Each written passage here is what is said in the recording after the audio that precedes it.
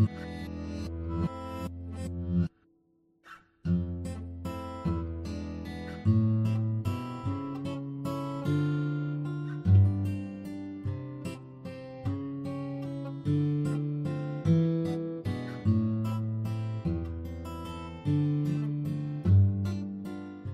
day at port drags on as I wait in a mixture of anticipation and fear.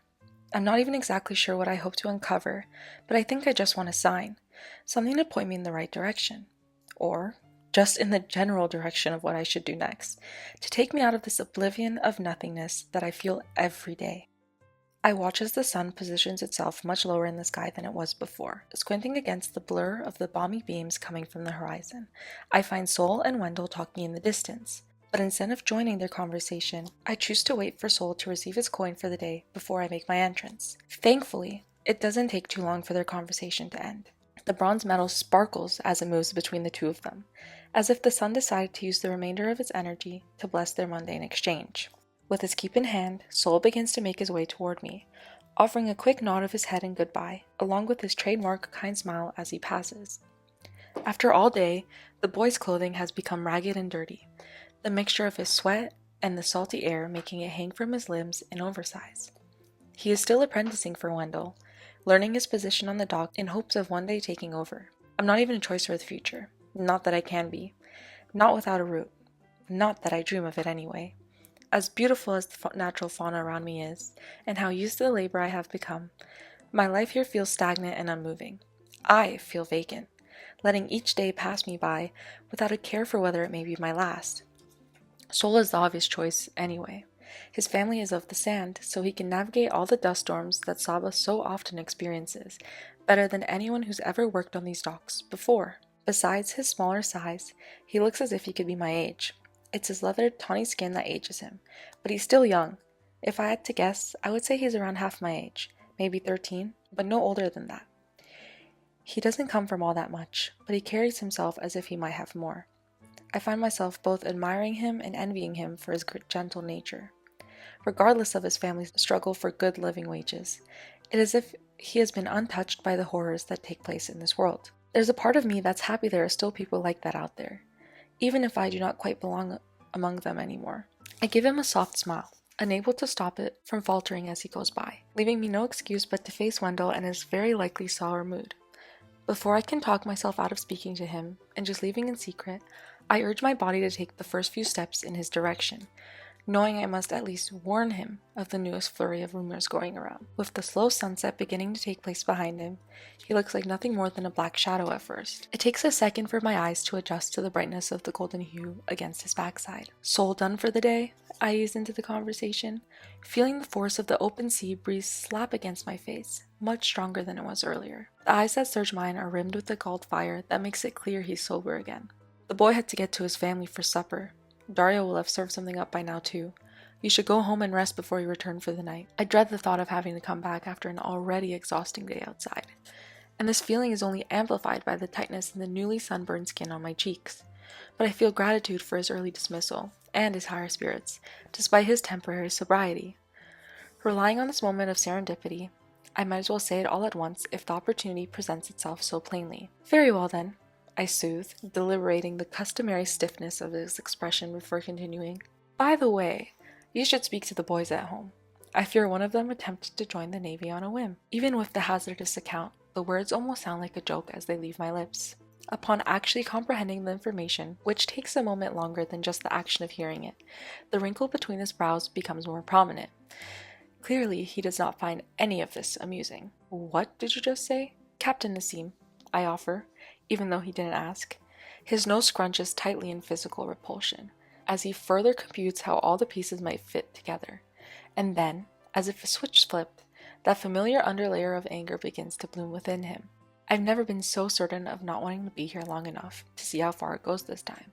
So I say, I'll try to find out which one of them did this. I'm sure the Navy keeps records somewhere. It isn't so much a lie as it is a truth, but I've gotten quite good at harboring those.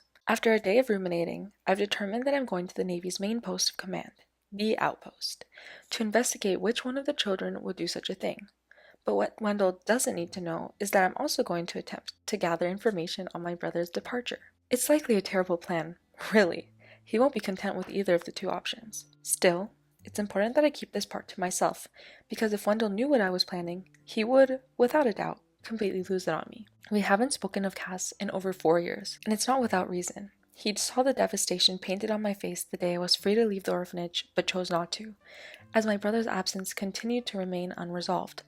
I may have been forced to mourn the loss of my parents at too young of an age, but I have refused to do the same for Cass. He was always more obscure, not set in stone, and I would have taken him that way, any day, over being set 6 feet beneath one. Wendell knows the product of my desperation, and I the weight of his judgment.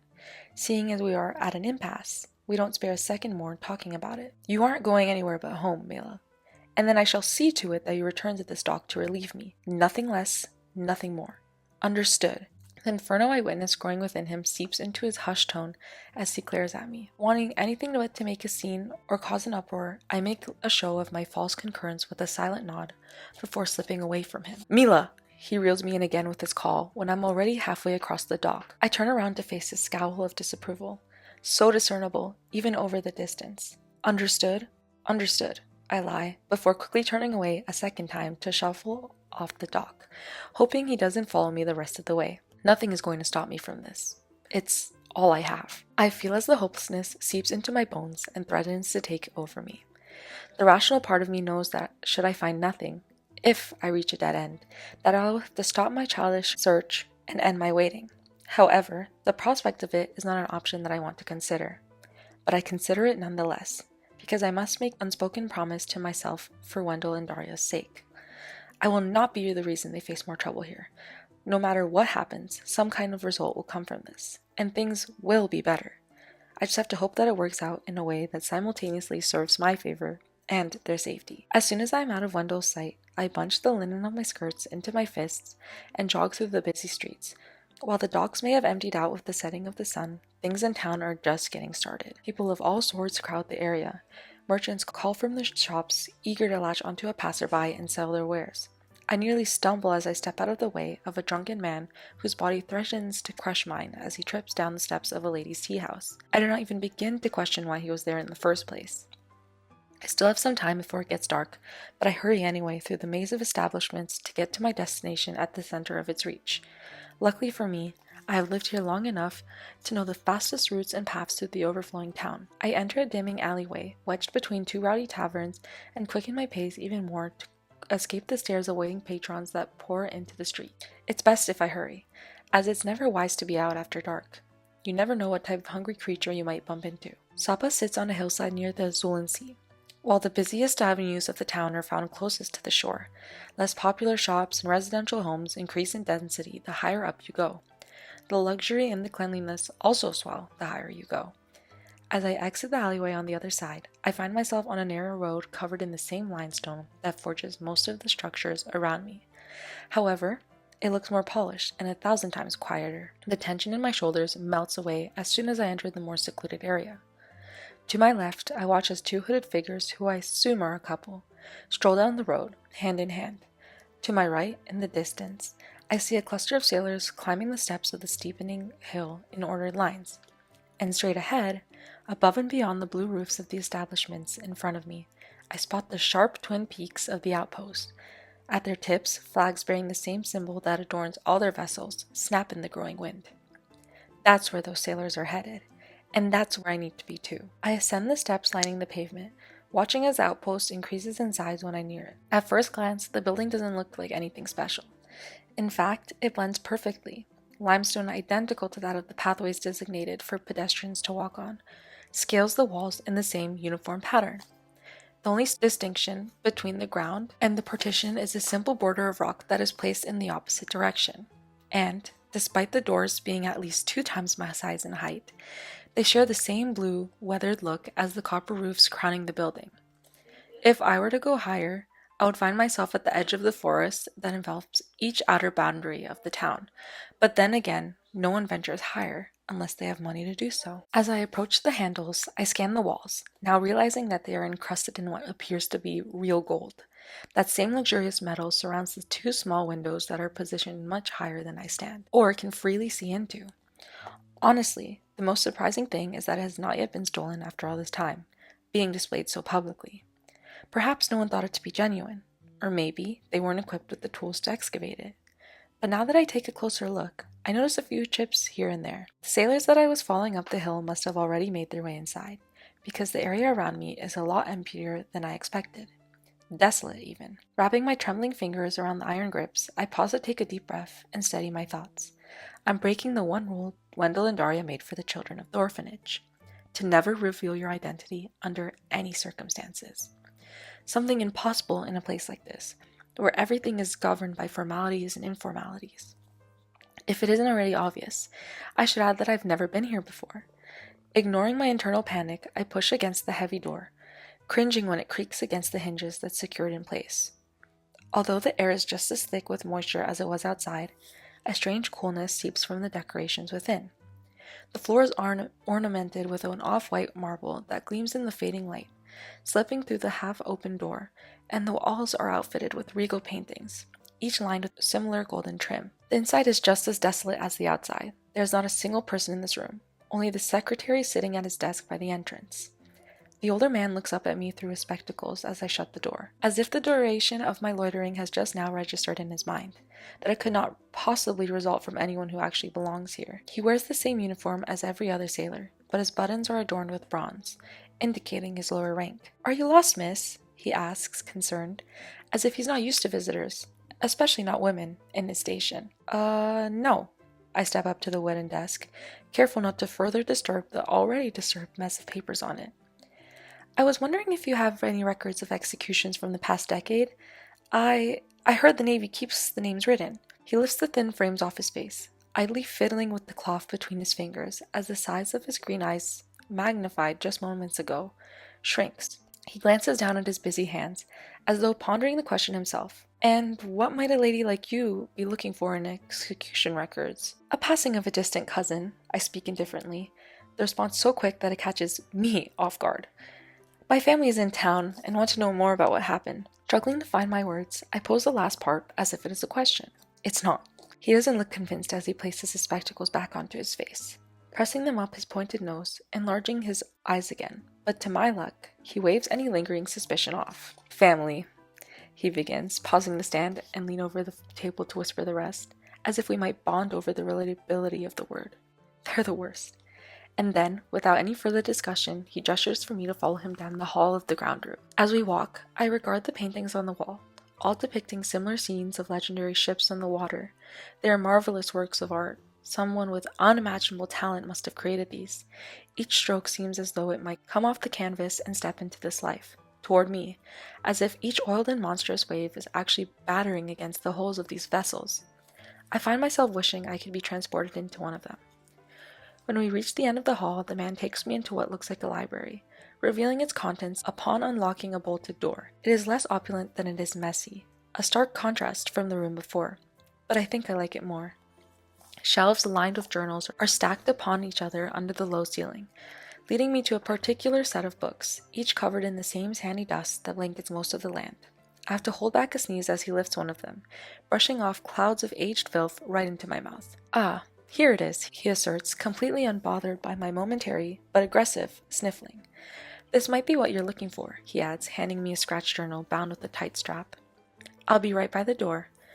I drag my finger against the surprisingly soft skin of the leather, feeling it between my fingertips as he walks away.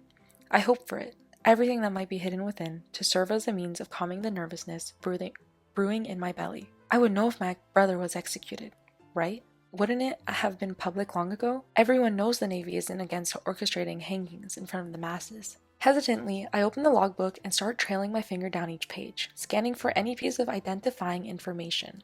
Seeing so many names condemned to death makes me shudder.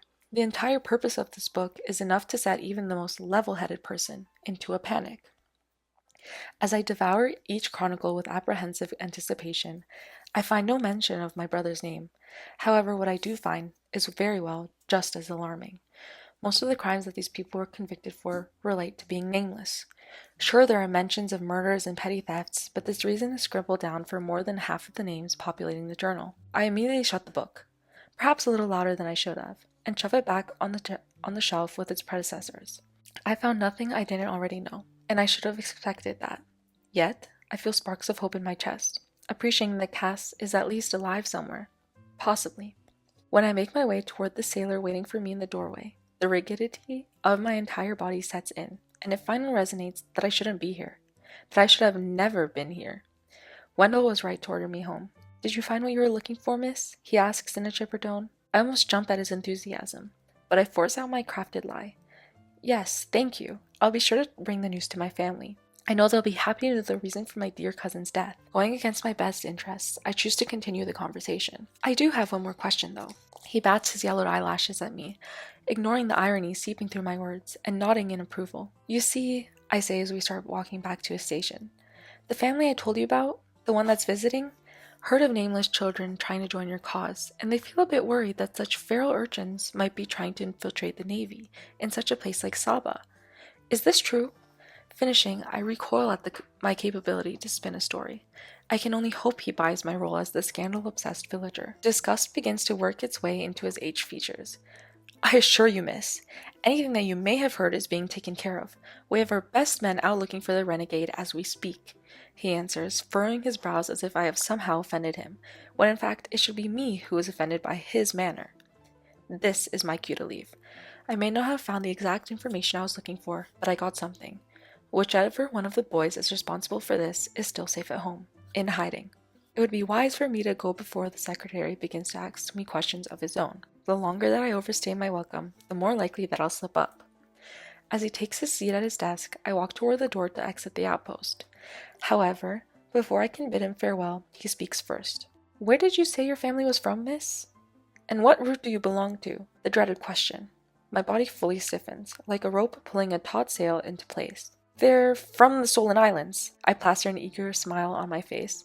"We're all of the sand. Silly me, I thought my features made it obvious." Rooted in place at the door, I gesture toward the long golden blonde waves that cascade beneath my chest. I'm sure that I don't look like the picture of beauty after all day in the humid, salty air, but I hope that my foolish flirtations will suffice. He scans me up and down, assessing something in his head that I can't quite place. Likely my worth. And then he looks over my shoulder, behind me. Within seconds, strong arms latch onto me, holding me firmly by the wrists. I try to fight against the grip of the veiny forearms, but it seems to me that even if I wanted to run, the choice has already been taken. When I find that my struggle is of no use, I lift my eyes to find the spectacle-wearing sailor standing beside none other than Captain Nassim.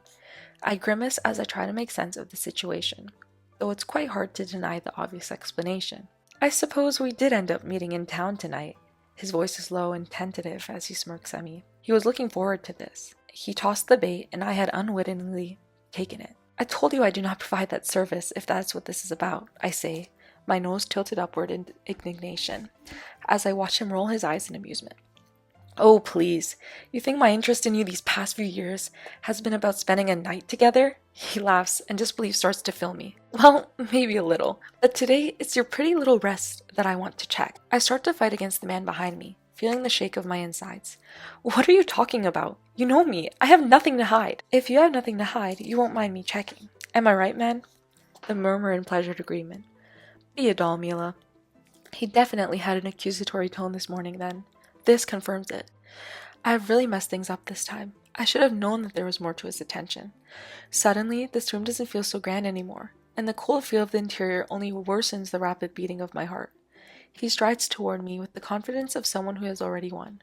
With a sharp nod in his direction, the unknown sailor releases his grip on me, allowing my wrist the short-lived freedom to ignite with a throb in the open air.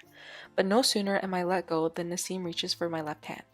He is much more gentle than I thought he'd be, but it's as if he does it on purpose, to taunt me, knowing what he will find before he even has to look. As he scrunches up the linen sleeve, his eyes land immediately on the blank canvas of my skin. No mark. Even though he doesn't look at me directly, I see the smile pulling at his lips. Behind me, the sailor clicks his tongue, not in shock, but in something closer to unsurprised disdain. The secretary in front of me at least provides me with the gasp of horror. One person, it seems, hadn't known. Regardless, he really has one, and he doesn't need to check the other wrists to be sure of it. All I can do now is hope. Hope that if protecting the orphanage is my life's final duty, that I will do it well. Now, he soothes the two men, methodically tapping his fingers against my other wrist like one might scold a child. Mila has two wrists, not one. Let's not jump to any conclusions. It is clear, however, that he is jumping to every conclusion possible. He takes his time with the second wrist, really drawing out the entertainment while prolonging my dread. But eventually, his relentless tugging at the faded fabric grants him a clear view of my skin. An even bigger smile stretches across his face as he gapes into my eyes, so close that I can see my terror mirrored in the reflection of his own. "Well, Mila," he breathes, "it looks as though that family of yours won't have to worry about the feral urchins trying to join the Navy, because the renegade has just been caught."